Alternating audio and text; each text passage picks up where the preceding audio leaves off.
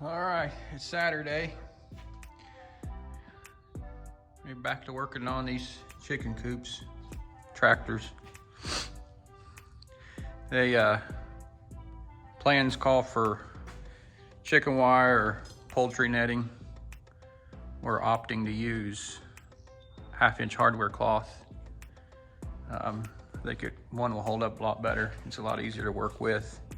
And if you ever wanted to reuse it, say, you know, the frame of this chicken tractor got worn out or rotten, you could always pull off this hardware cloth, reuse it. You can't do that with poultry netting, chicken wire. So it looks a lot nicer, a lot cleaner. It's going on really, really well. With the staple gun and poultry netting, you can really make your finish look really good. You can cut out around the pipe there. Cut out around that pipe and really make things look good. You see what I did up here around the frame of the door.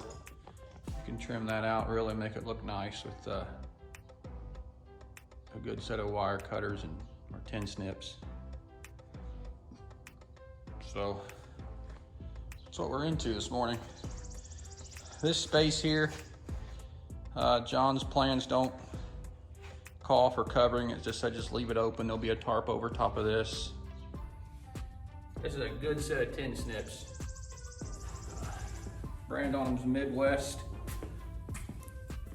made in the USA. I got them at Menards. They were fairly expensive. I remember I spent a couple years ago, but I'll tell you what, these things cut good. They got a real thick blade on them, and man, they really cut nice. They cut through this wire like butter.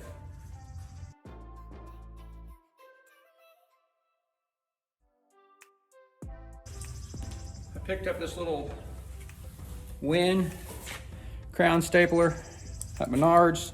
It's $39, and I get 11% mail-in rebate after that. This thing's a trick, man. It's working good. Hasn't misfired one time. A little something extra here. I got scrap pieces I'm trying to use up.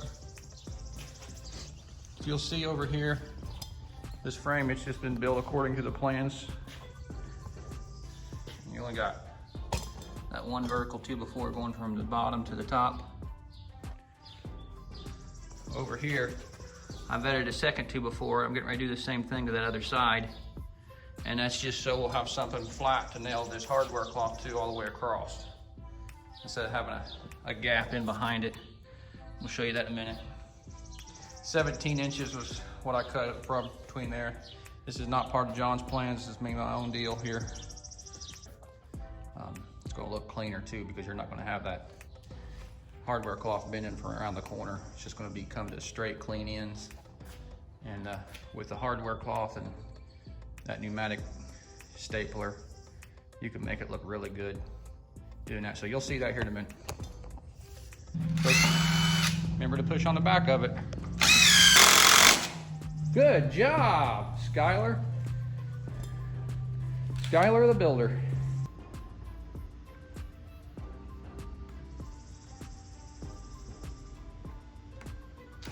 Push on the back real hard.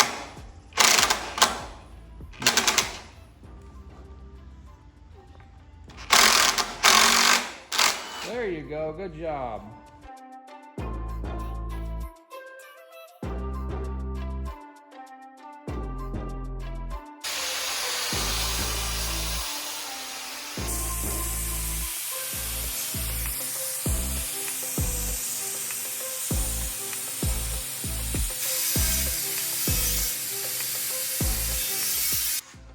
We're putting on the hardware cloth. We're going to try to finish up one of these chicken tractors tonight. Hopefully we'll have one done and out in the field here in just a couple hours. So we're going to get with it.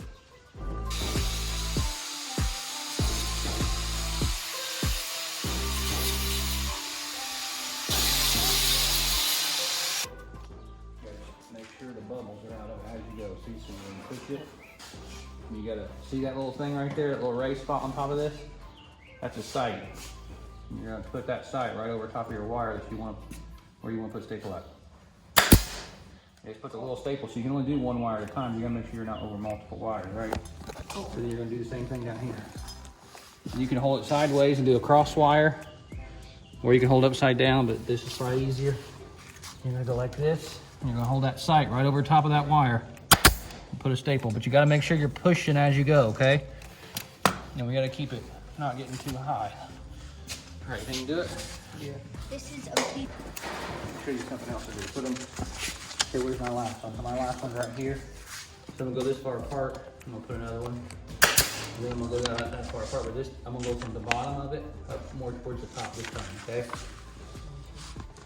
And then here I'm gonna go back towards the bottom. So I'm putting that far apart, but I'm also alternating up. Low, high, low, high, see? They don't have to be perfect. Here you go, have fun. Okay. We can't make sure that the bottom part ain't creeping up. See, that's flat now. You gotta make sure you're moving it this way as you go, okay? Okay. Have your one hand stretching it and the other hand moving it. Okay, there you go. Make sure you look, watch the sight.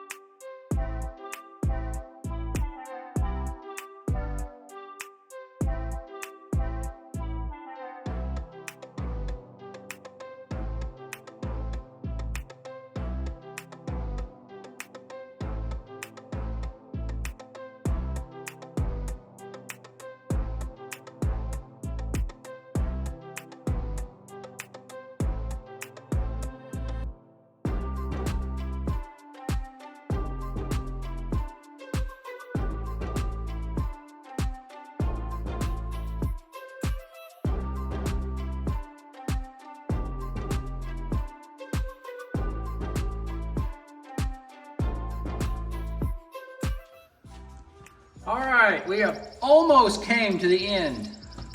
We got just a couple of last steps to do here on our stress-free chicken tractor. We just got done putting the wheels on. We've got a couple pieces of hardware cloth to put on up front. Got to get our rope on or our cable to lift it and pull it. So we are coming to the end of the first one. The second one's all framed up back there, and we've got to get the netting all on it and the wheels and stuff yet. But we're going to try to wrap up one to make it totally complete, and then we'll continue on to that one when we get this one totally done. All right, we did put this door on last night. Whenever I went to go hang this door, I had an inkling feeling that I should have cut the pieces down a little bit shorter than what the plan said. In my opinion, with doors, especially doors that's going to be outside, like gates and stuff, that you should allow for at least a 1/2 inch reveal all the way around, if not 3/4 of an inch. Here, we got to finish this one up tonight and get it outside for the chickens. We've got a thunderstorm coming in tomorrow.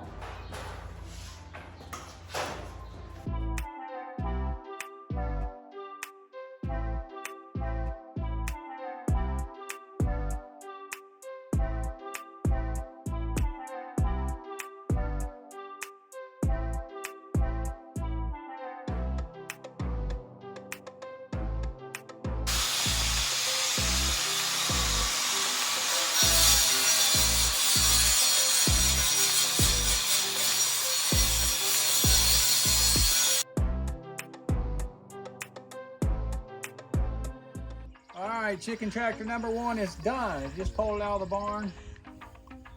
And getting ready to go out here and put some chickens in it right now.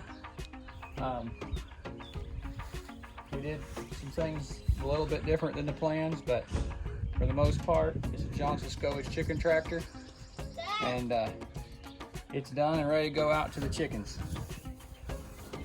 So here we roll. I am going to change this rope out around a little bit later and make it to where it detaches so I can hang it up, because if the chickens walk all over, it's going to get all poopy. Come on, Colton. This is your job, son.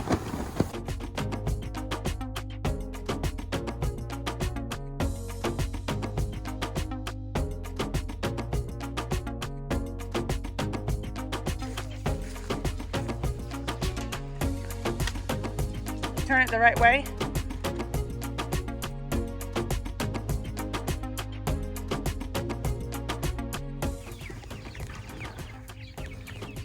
Oh yeah, Mom got that one. Oh man, I should make this thing taller for short people. Here, chicky chickies.